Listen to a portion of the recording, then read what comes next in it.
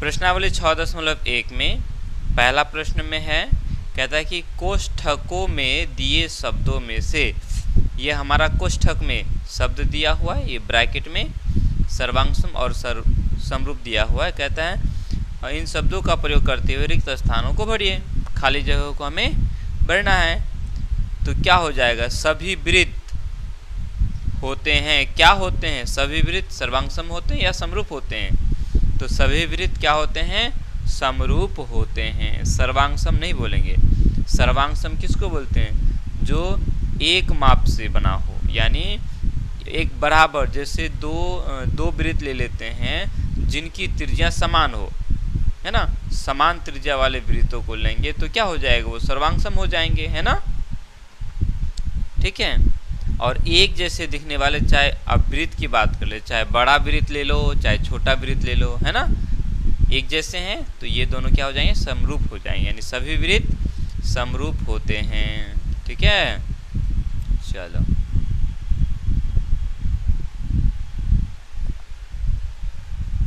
दूसरा प्रश्न है, सभी वर्ग, उसी तरह से सभी वर्ग क्या होते हैं, समरूप होते हैं, सर्वांगसम नहीं होते हैं।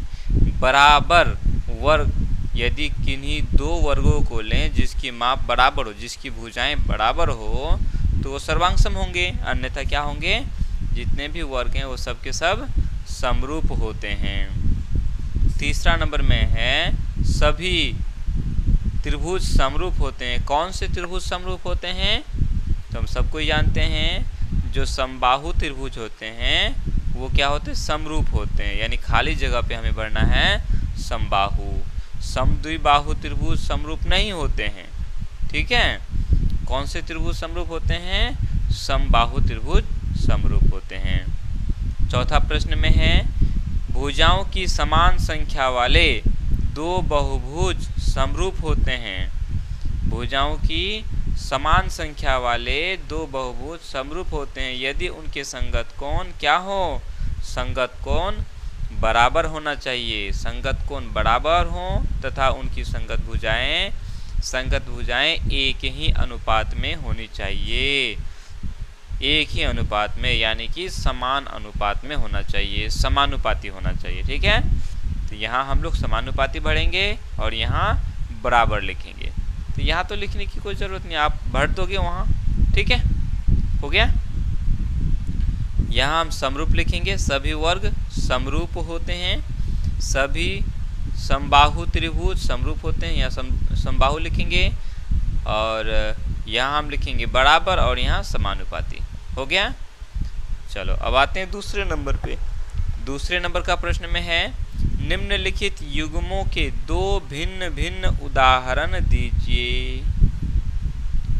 एक नंबर में दिया है समरूप आकृतियां, कहता है इसके लिए दो अलग अलग उदाहरण दीजिए जो कि क्या हो, समरूप आकृतियां हो। तो समरूप आकृतियां क्या होती है, अभी हम लोगों ने देखा है ना, जितने भी समबाहु त्रिभुज होते हैं वो समरूप होते हैं। तो हम यहाँ एक उदाहरण देख सकते हैं कि समबाहु त्रिभुज क्या होते हैं, क्या होंगे, समरूप होंगे, है कि नहीं, कोई दिक्कत। चलो तो इसके जगह हम लोग लिख सकते हैं, हाँ यहाँ लिख लो, यहाँ हाँ दूसरा में दिया है कि ऐसी आकृतियां जो समरूप नहीं है उनका भी उदाहरण हमें देना है। चलो कॉपी में मैं आप लोगों को दे रहा हूँ। तो 2 नंबर का है ना, 2 नंबर का 1 नंबर, ठीक है। 2 नंबर का 1 नंबर क्या कहा है, समरूप आकृतियां होना चाहिए, ठीक है। क्या होना चाहिए, समरूप आकृतियां होना चाहिए, समरूप आकृतियां। अब हमें क्या करना है, उदाहरण देना है, ठीक है। तो उदाहरण में आप समरूप आकृतियों का 2 उदाहरण देना है, ठीक है। तो 2 उदाहरण, 1 मान लेते हैं, क्या ए नंबर में हम लोग मान लेते हैं 2 हम लोग समबाहु त्रिभुज ले लेते हैं, ले सकते हैं। ठीक है, तो लिखेंगे कोई दो समबाहु त्रिभुज ले लेते हैं, है कि नहीं। या हम कोई दो ठो वर्ग ले लेते हैं, ले सकते हैं एकदम, कोई दिक्कत नहीं। ठीक है, तो यहाँ दूसरा उदाहरण में ले लो, कोई दो वर्ग। कोई भी दो वर्ग ले लेंगे तो वो दोनों समरूप आकृतियां हो जाएगा, है ना। अगर हम कोई दो ठो समबाहु त्रिभुज ले लेंगे तो वो दोनों क्या हो जाएगा, वो दोनों भी हमारा समरूप आकृतियां ही होगा। ठीक है, अब दूसरा नंबर में जो हम लोग को लेने के लिए कहा है, ऐसी आकृतियां जो समरूप नहीं है। ठीक है, ऐसी आकृतियां जो समरूप नहीं है, दूसरा नंबर में यही बताना है। ठीक है, तो इसका भी दो ठो उदाहरण लेना है। दो आकृतियों को लेते हैं जो समरूप नहीं है। अब देखो, यदि हम एक एक हम समबाहु त्रिभुज की बात कर लेते हैं। ठीक है, एक समबाहु त्रिभुज की बात कर लेते हैं, और दूसरा, ठीक है, दूसरा एक हम लोग विषम बाहु त्रिभुज ले लेते हैं, विषम बाहु त्रिभुज। अब बोलो, क्या ये दोनों त्रिभुज आपस में समरूप होगा? आपस में समरूप नहीं होगा।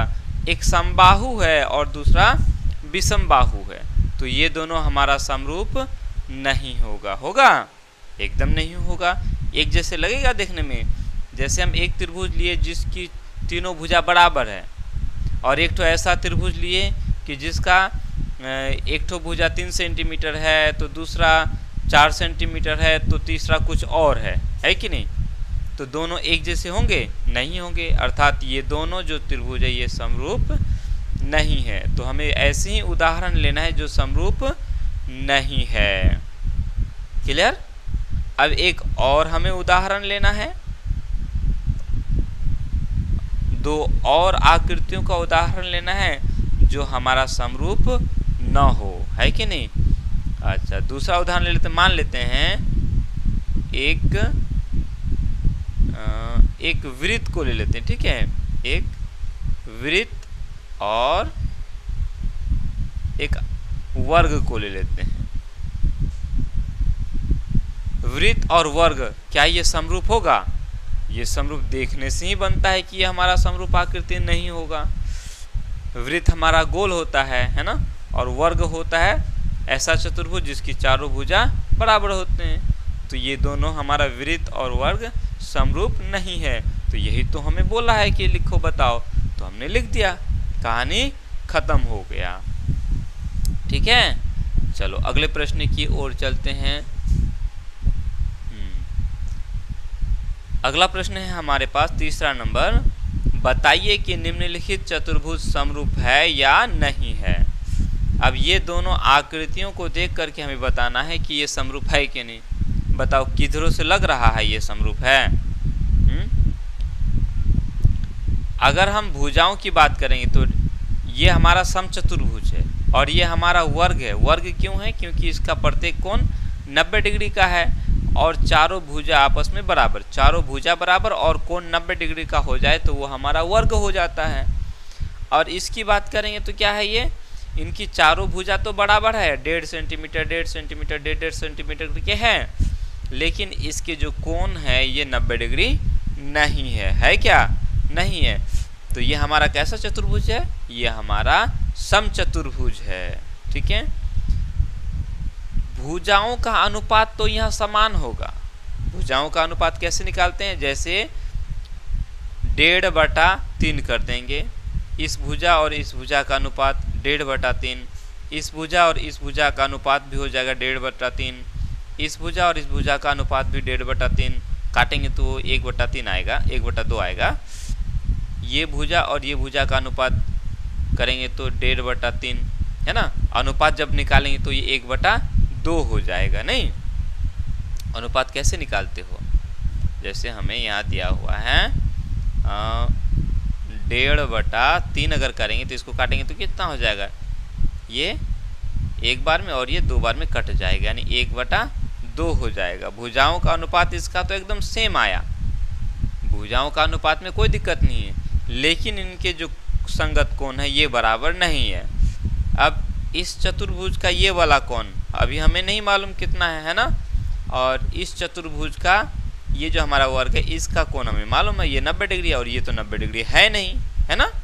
तो क्या ये दोनों कोण बराबर है? नहीं है।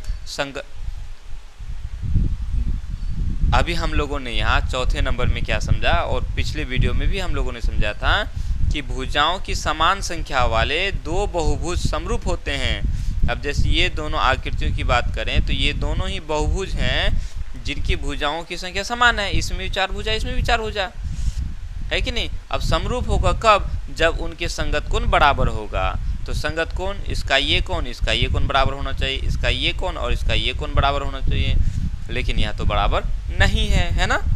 हाँ, दूसरा नंबर एकदम इसमें ठीक है, दूसरा नंबर हो जाएगा, उनकी संगत भुजाएं समानुपाती हो, इसके संगत भुजाएं समानुपाती होगा। 1.5/3 करेंगे 1/2 आएगा, 1.5/3 करेंगे 1/2 आएगा, है ना। तो भुजाओं का अनुपात तो एकदम समान आएगा, इसमें कोई दिक्कत वाली बात नहीं है, लेकिन इसका संगत कोण बराबर नहीं है, तो ये दोनों समरूप हमारा नहीं है। तो तीसरा में क्या करोगे, नहीं, सीधा लिख देंगे करके, है कि नहीं। तीसरा नंबर में लिखेंगे, है ना।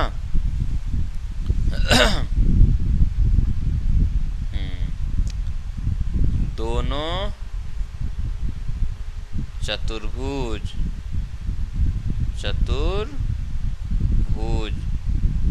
समरूप नहीं है।